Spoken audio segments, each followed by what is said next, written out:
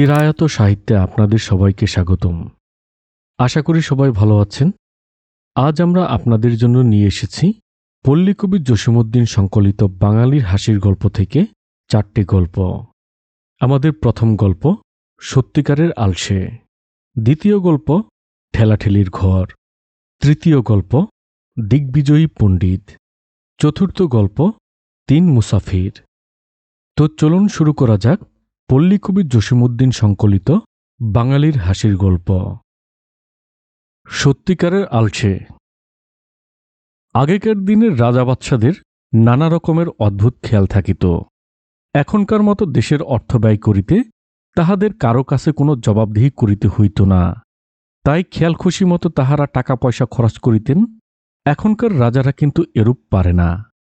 তখন প্রত্যেক রাজবাড়িতে কতগুলো অলস লোক থাকিত। রাজারা আলসেখানায় সেই অলস লোকগুলোকে দেখিয়া বড়ই আমোদ পাইতেন। অলস লোকদের লইয়া রাজায় রাজায় আবার প্রতিযোগিতাও হইত। কোন রাজার আলসেখানায় যদি সবচেয়ে খুব নাম করা আলসে থাকিত, সেই রাজার খুব সুনাম হইত। সেবার দেখা গেল রাজার রাজ্যে যত লোক কেহ কাজ করে না, সকলে আসিয়া জুটিয়াছে রাজার আলসেখানায়। কারণ সেখানে আসিলেই যত খুশি ভাত, মাছ, দুধ, মাখন খাইতে পাওয়া যায়।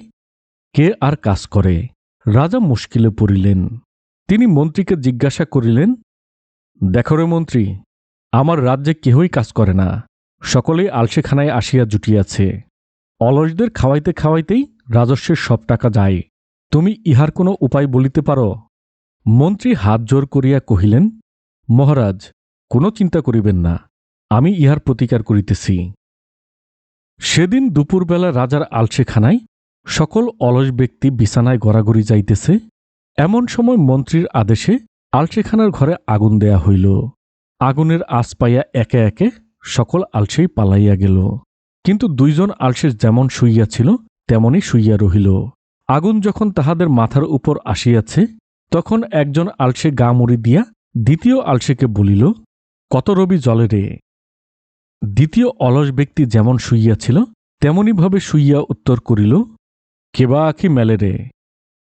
রাজা তখন বুঝিতে পারিলেন এই 2 জনই সত্যিকারের আলসে। রাজার লোকেরা তখন ধরাধরি করিয়া সেই 2 জন অলস ব্যক্তিকে আগুনের হাত হইতে বাঁচাইল। সেই হইতে তাহারা 2 জনই মাত্র রাজার আলসেখানায় রহিল। পরে সব আলসে যার যার বাড়ি যাইয়া কাজকর্ম করিতে লাগিল। ঠেলাঠেলির ঘর। একজনের 2 বউ। কথায় বলে, ঠেলাঠেলির ঘর খোদায় রক্ষা কর। 2 বউকে লইয়া স্বামী বেচারির বড়ই মুশকিল। তারা একে অপরের দোষ ধরিবার জন্য সবসময়ই সতর্ক হইয়া থাকে। এক বউকে কোনো কাজ দিলে সে অপর বউর ঘাড়ে চাপাইতে চায়। স্বামী গিয়াছে হাল বাহিতে মাঠে, 2 বউ ঠেলাঠেলি করিয়া রান্না করে নাই। দুপুরবেলা বাড়ি আসিয়া স্বামী ভাত পায় না। বাড়ির ধারে বেগুন খেতে পানি দেয়ার কথা। এ বউ বলে, তুমি পানি দাও। ও বউ বলে, তুমি পানি দাও।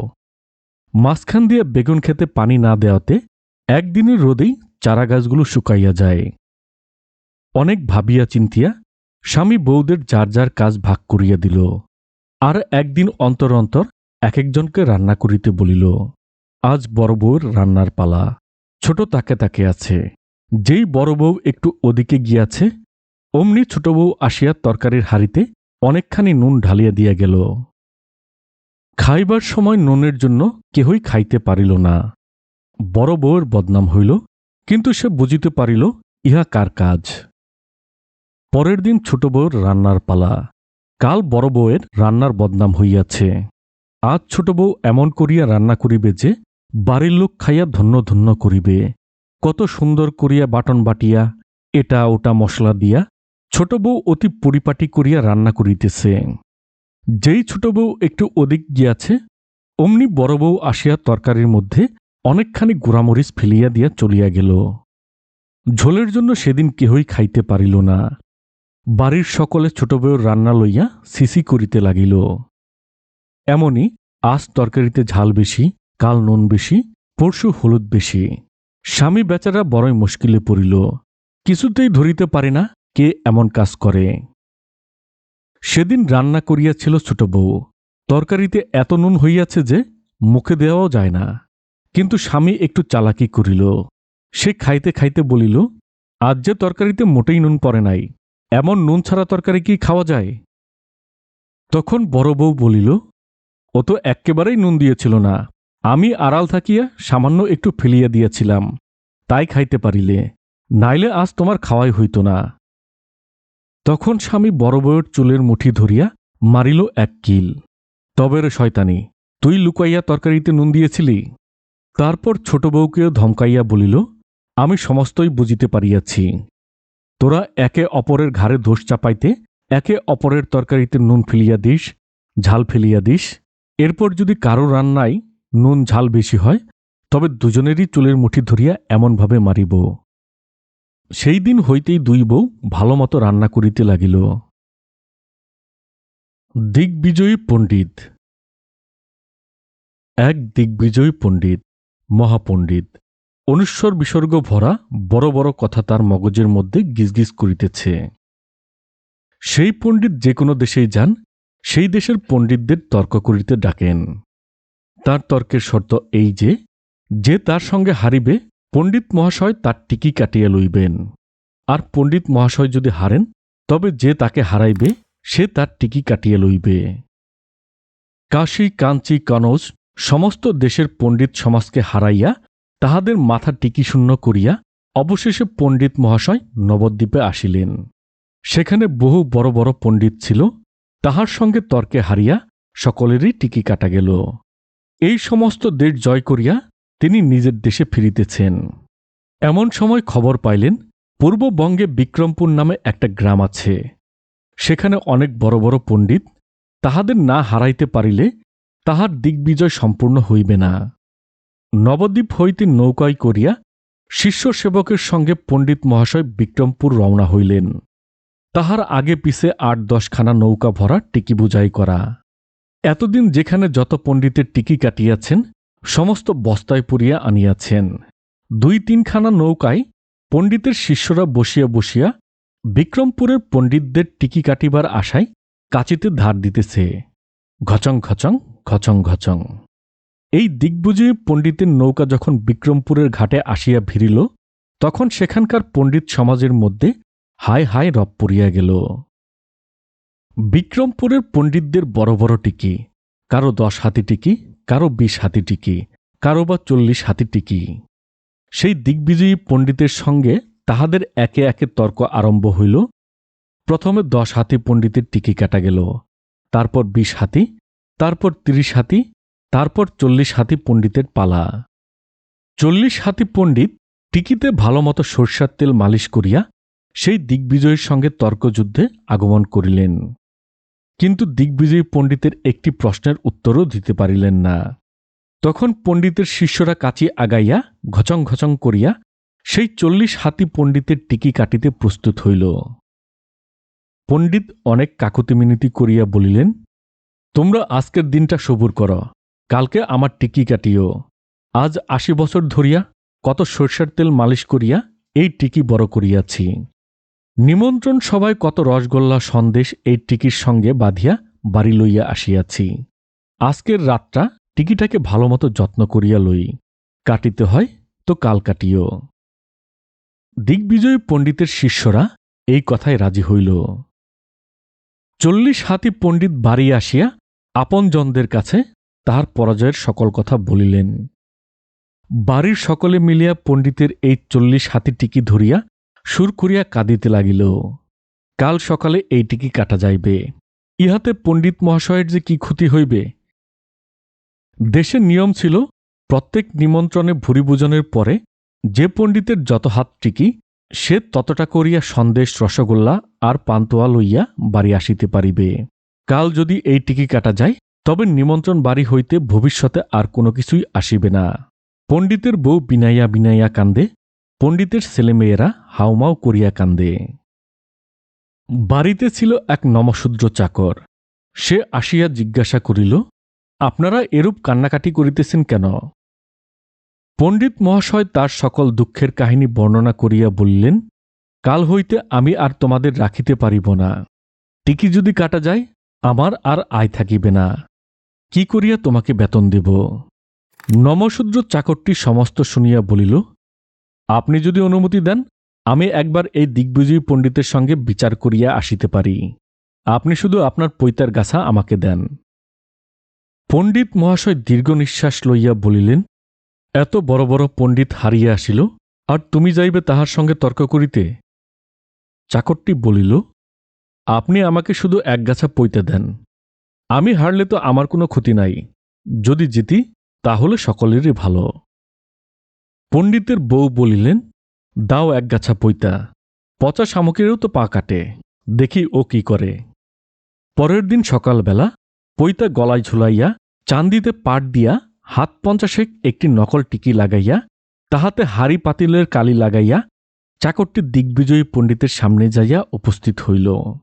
দিগ্বিজয়ী পণ্ডিত তাচ্ছিল্যের সহিত বলিল, হাতে গোড়া গেল তল, মশা বলে কত জল। এত এত পণ্ডিত আমার সঙ্গে পারিল না, আর তুমি ছেলে মানুষ আসিয়াছ বিচার করিতে। মানে মানে বাড়ি চলে যাও।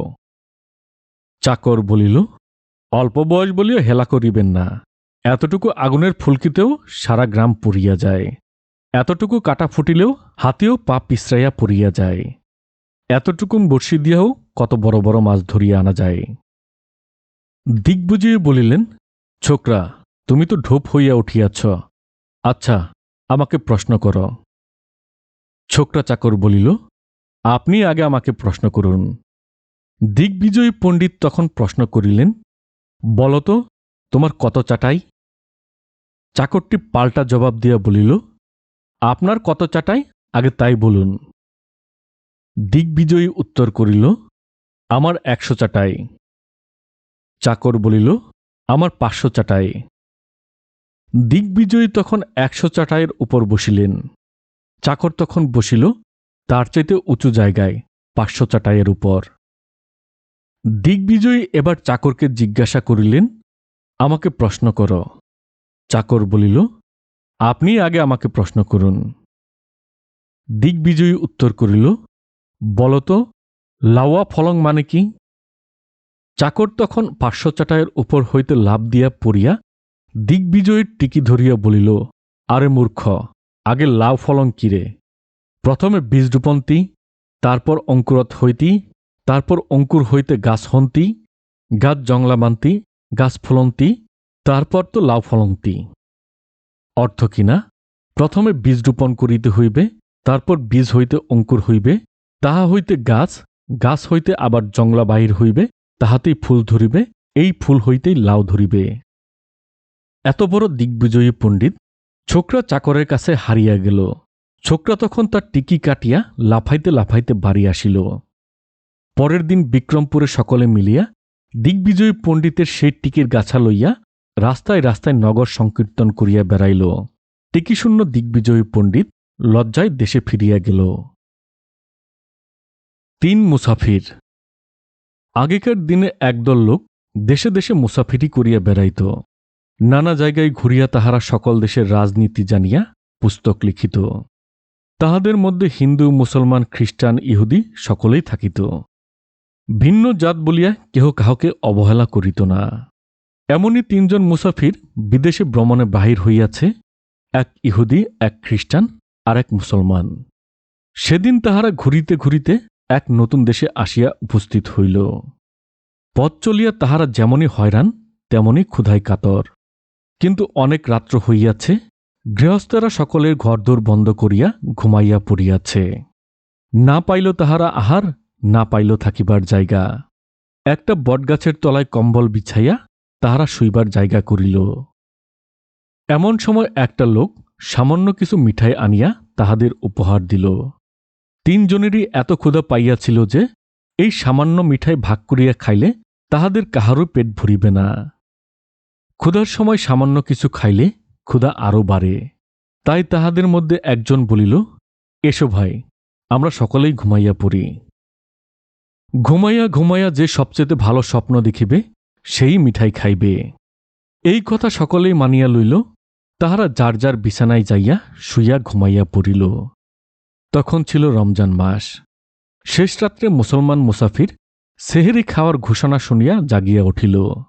জাগিয়া উঠিয়া টপ টপ করিয়া সমস্ত মিঠাই খাইয়া ফেলিল, আর মিঠাইয়ের পাত্রটি রুমাল দিয়া ঢাকিয়া রাখিল।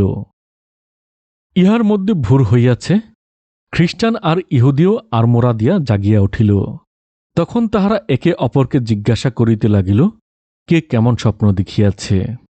প্রথমে খ্রিস্টান বলিতে আরম্ভ করিল, আরে ভাই, আমি যে কি মজার স্বপ্ন দেখিয়াছি।